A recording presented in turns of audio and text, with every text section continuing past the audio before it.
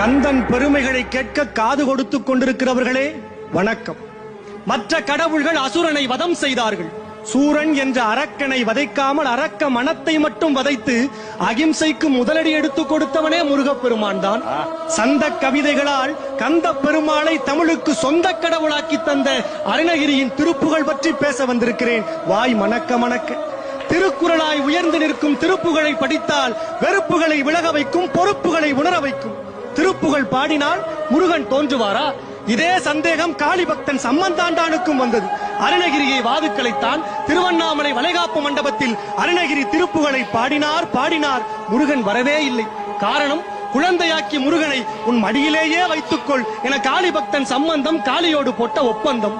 மதுரவாணி தானாட, மலையில் வேதன் ஆறாட, மறுபு வானில் உளோராட, மதியாட, வனச மாமியாராட, எடிய மாமனாராட, மயிலுமாட நீயாடி வரவேணும் என